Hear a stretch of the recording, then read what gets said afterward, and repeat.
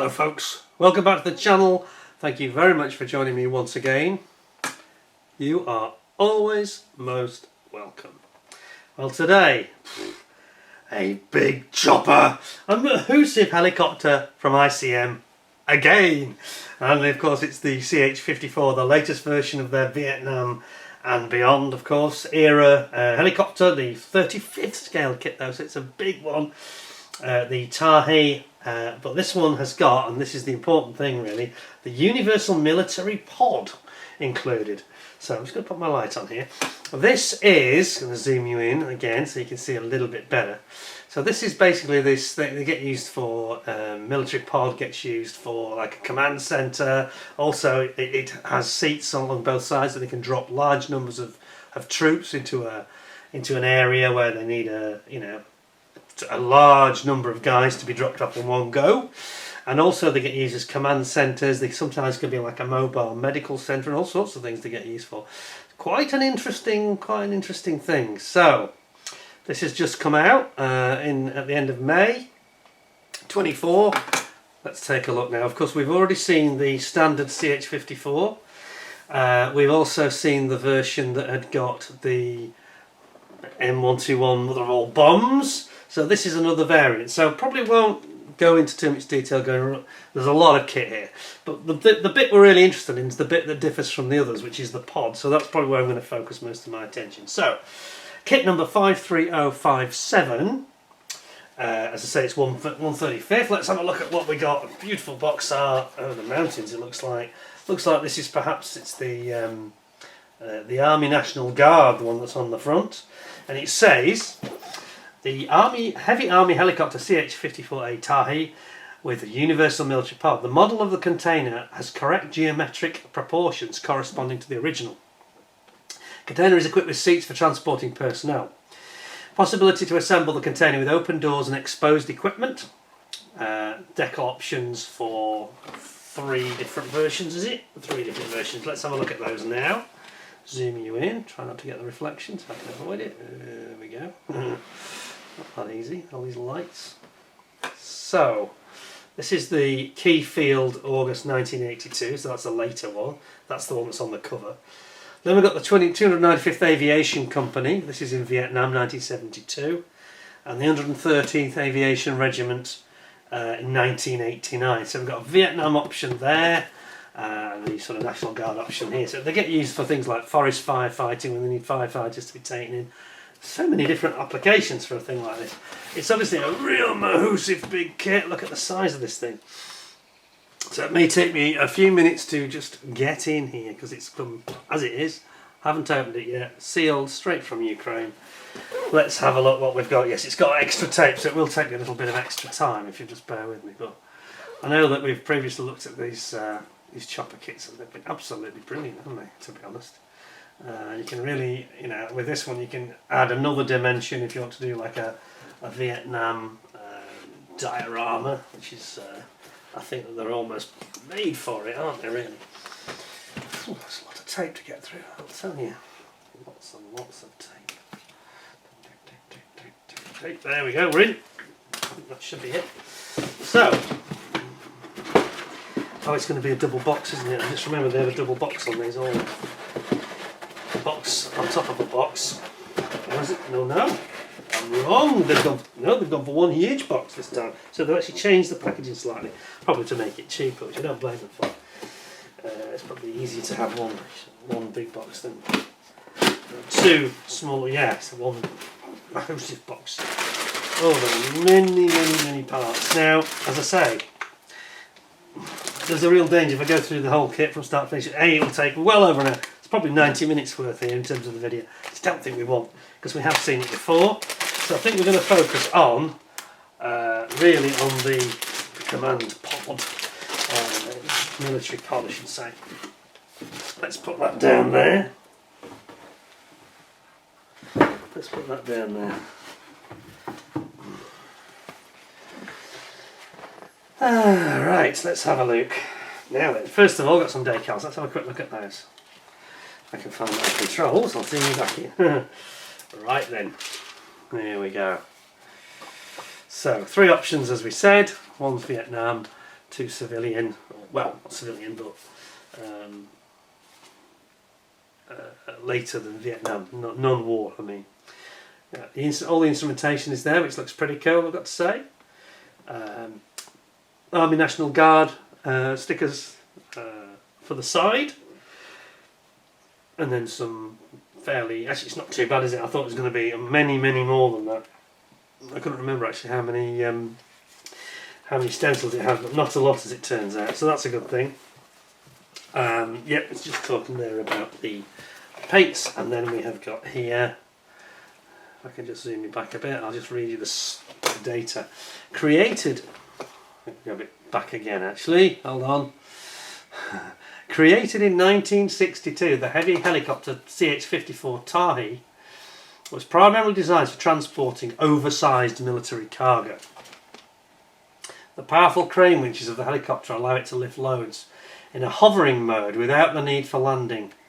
To expand the transport capabilities of the CH-54, a special container was created, a kind of transport capsule for transporting infantry, wounded or military equipment. The container has windows, doors and a ramp in the stern section which made it possible to transport military equipment inside it if necessary, such as guns or even light vehicles. Light aircraft too, probably. You could get a small chopper in there, couldn't you? I wonder if you get a Cobra in there. You might do. Such versatile containers could even be used for parachute deployment of soldiers. A total of 22 containers were built, each one with its own military registration number. 22. Okay, it's a fair amount, isn't it? Not as many as I thought, though, to be honest. 2 Pratt & Whitney engines, cruising speed 169 k's, 120 mile an hour, isn't it? Thereabouts. Takeoff weight maximum 19 tons. Whoa, 90,000 kilos. 90 tons, yeah. Okay, so starts with the sprue map. So I'm going to go through this fairly quickly because we've seen a lot of it before. I'm going to shoot through it, in fact. Then we've got the interesting parts we haven't seen before. So yeah, there's several sprues. 1, 2, 3, 4. Is that 5 sprues? 1, 2. Well, that's 1, 2. Okay, 3 sprues. In fact, it's just the way they're presenting it. Start off building your cockpit as with the previous kits. So I'm going to flash through this. You've got your major controls, your joystick, and your collective lever. And then you've got the seats for the pilot and the co-pilot. Build up the cockpit, bringing in the sides, putting the floor in with the extra jump seat at the back, and of course you've got all these many windows which it has in the side and the back. The winches, yeah, so you can see this, to be fair. Otherwise, you don't know whether I'm telling the truth or not. And you've got the winches here, which are built into the helicopter. Very powerful winches, of course, here. You've got the tail section going up. It basically assembles as a side section, then a roof piece, and then you slide all this sort of top assembly into the cockpit. Then you've got your cockpit instrumentation going in. In fact, is that the roof? The roof? Yeah, so some decals going in for the instrumentation. And then you're bringing in all your canopy, glasswork, and then start building up the sides. And this is where it gets very detailed. Now, I did say before that I would have liked ICM to, actually put captions telling you what all these parts are, because it does get on this kit. You obviously got the undercarriage, that's fairly straightforward, the wheels, landing gear. But some of the parts, as you go through the kit, does get quite complex, and you start to wonder what each part is doing, especially when you get into the engine and the gearbox. I mean, here you're just building up basically the bottom of the sort of the chassis and all the handrails and the hydraulics. But then you get into these sections. It would be nice to know what the descriptions are for the various parts of the motor and the engine, the rotors, and all the rest of it. That goes all together as before. And you've got your cooling filters, dust filters. Great big drive shaft comes out the top and goes down to the back, to the tail rotor. And then you've got these the engines being built up here. Again, this is really where we could do with some more descriptive nature. This of all models that I think I've seen from ICM is the one that needs it the most, because there's a lot of parts here that would be nice to know what they actually are called. And could do the title, but there's nothing there really. Anyway, the engines, then the 2 Pratt & Whitney engines go on the top, fit those in, plus the great big filters that come in here as before, and then you sort of finish off with things like the wipers and some more winches and the tail plane, stabilisation plane goes in there. And then we get to the part that we're really interested in today, and this is your pod. So starts off building up what is basically like a row of seats, really, effectively. Quite complicated actually. There's a lot of parts here with like support stanchions, and then there's like a row of almost like benches that you're building up. So it's like the base of the bench, and then they've got quite a rudimentary seat and seat back in effect. You've got your windows going in here, and then you've got all these rows of seats. So how many do you take? 1, 2, 3, 4, 5, 6, 7, 14, 28, 56 men it can carry. Oh my lord. Okay, yes, that's a lot of guys. 56 in one chopper. Yeah. So you can have 56 troops dropping off. That's several squads, isn't it? Okay, then you've got the windows going in on the other side. You've got your box section to form the front. It's like the ramp at the back here. This is the ramp that will come down if you move the seats and you have a vehicle in there. And then you've got the roof coming on here. And we've got several of the... it has its own wheels, so it has like its own gear that it lands on. So they have these sort of wheels on the side. There's a couple of doors. You see the wheels, gear, so to speak, the wheels so they can wheel it around, I think, on the base. They go on there. So it's almost like a little truck, isn't it, really? Like a truck with baby wheels. They all come in here, and then all the handrails go on the sides. Quite a lot of those, obviously. That's, for maintenance and for getting on top of it and stuff like that. There's also some hooks for the latch hooks that will suspend it to the actual chopper, and you can see there it comes down, picks it up. Very interesting. Then you get your tail rotor goes on the chopper here. The tail rotor on the the gearbox arrangement and the fixing of the main blades for the rotors, the main rotors. That all comes together here, and you've got all the strengthening and balancer plates, swash plates. All goes in there, and then finally you put on this huge, very, very big, this kit. You put your massive rotor blade on, and then you're done. And there we go. So there's the one with the one that's based in Germany, the 295th Aviation Team in 1972. Oh, in Germany. Was I wrong then? It's not a Vietnam option. Well, I think Germany read Vietnam because a lot of planes and helicopters were in Germany, and then went over to Vietnam later. Especially in that time, I think that gives it away really. And then you've got the National Air Guard base in August 82, the other option. And then on the back you've got Reno Stead Airport, November 89, so this is a later one. And this is probably used for things like emergencies and forest fires and all that kind of stuff. Right, okay. I mean, as I say, I could go through that item by item like I normally do, but we've done that already twice, in fact. Excuse me. We have seen the kit, the basic helicopter before, so I'm going to defer that, and I'm going to defer that set of screws as well. Got our clear parts, which are always absolutely gorgeous. We'll have a look at these because it's always a point of great interest, isn't it? And this is the bag, I think, that's got the parts in that we're particularly interested in this one. That's all the helicopter blades, which again we've seen several times. I'm not trying to shortcut this particularly, but it's such a huge monumental kit that you need to shortcut it if you've already done it twice in the past. So I'll put a link to those two videos over here or over here, and you can look at the other two versions of it. Let's have a look at these clear parts though. Oh, they are beautiful. Look at these. Oh, they are lovely, lovely, lovely. They're doing this so nicely, ICM. In fact, they're probably one of the leaders in the market now. They're up there with the likes of Tamiya, I think. Producing some really beautiful, difficult shapes. Produced that in one piece with various complex different curvature, They've done it so nicely, haven't they? It's beautiful. Absolutely amazing. Very nice clear parts, that. Absolutely top drawer. Yeah, and they didn't go for this thing that Airfix did with the Sea King, where they split the windscreen down the middle. Something to try and avoid that if you can.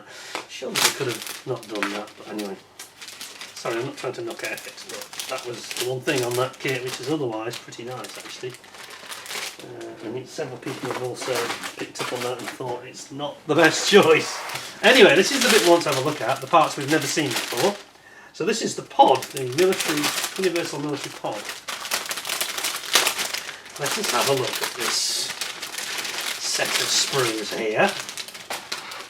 We've got some more clear parts, of course, because it's got windows. Look at them first. It's got these side windows in the pod, hasn't it?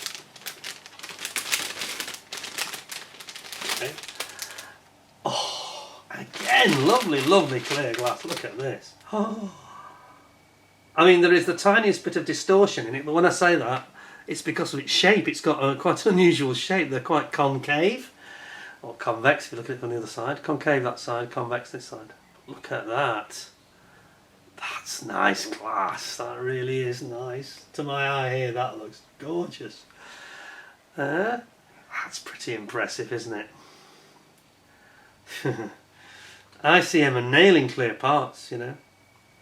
I think it's all about having a really clean mould and having your formulation for your actual polystyrene just right, and they seem to be certainly doing that. I think they're probably my favourite or second favourite manufacturer now. And we have had some lovely kits from people like Mini Art coming out, but they have not been as good, have they? They've not been as good in that area. That's one area where they're not quite sorted it, I'm afraid. ICM have got it sorted. Right, so let's have a look at this. Let's zoom in. So this is the internal and the external of the pod. So this is it a bit warped? Or is it my imagination? No, it's just the outer sprue, I think. They are quite big, thin pieces, so there's always a risk of some slight minor warpage. Let's zoom you in a bit. Now then, what do we think? Can you see the detail here? It's got a very, very nice sort of panel lining on it. See that? Not sure how well I'm getting it on the camera, it's hard for me to tell. There's some very fine panel lining and riveting on it. It's like a finely riveted surface. There we go. It looks pretty nice to me, I've got to say.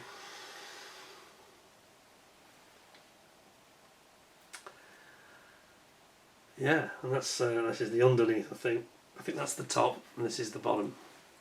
It's almost like a skid effect on the bottom. Also gives it a bit of aerodynamics having those sort of raised lines on it. It reduces drag a little bit, doesn't it? Nice though, isn't it, that? Very, very impressed. Now we get to the sides. So this is the internal sides. Yeah. Yes, that's nice. And then the external side, and again you've got that fine similar panels that you saw on the roof, riveted fine panel lining. See if I can get you a little bit closer. There we go. Isn't that nice? And the windows. It's big, isn't it? Look at the size of this thing. You zoom it back a little bit, you get the idea of my hand. Look, it's big. It's a bloody big thing. It's bigger than most 48 scale kits are. That is proper large. And then we get the gear and we get all the little seats. So the seats, I need to zoom you for this. So the seats have got this nice contour to them. The seat backs, can you see that? They've got like a contour in them. Yeah. Same on this side. A little bit of profile, like a canvas almost. Then you've got the wheels, which are, well, they're almost like motorbike wheels for real size, aren't they? So they're not that small. And then you've got the various parts of this framework that the seats are going to mount onto. Also over here too. What's that one? And then that's a duplicate sprue. In fact, there's 3 lots of the same sprue. Okay, didn't realise that. And then finally, oh, we've got one that's off the sprue. We've got one of the little wheels and tyres has come off the sprue there. Oh, okay. And then finally, last but not least, we have got the internal floor for, is that the internal? Yeah, I think it is. Internal floor area. So, and then you got the front and the rear and the ramp. So the ramp is this part here. Zoom in for this. That's the rear ramp at the stern. And then you've got the front sort of door. I think that's the outside side of it. There's the door. Again, it's got this fine sort of panel lines in it. Quite nicely done. And then that's the internal. This is the internal liner, I think, on the ramp. So, whoops, push that off the sprue. But aren't these nice? These sort of indentations where all the seats mount in the floor, and obviously they can be removed, and you can have a medical version. And I've got a feeling that they might. I'm not sure about ICM's plan on this, but I've got a feeling they might be planning a medical version of it. It may be something I saw in their forthcoming products. We shall see. Time will tell on that.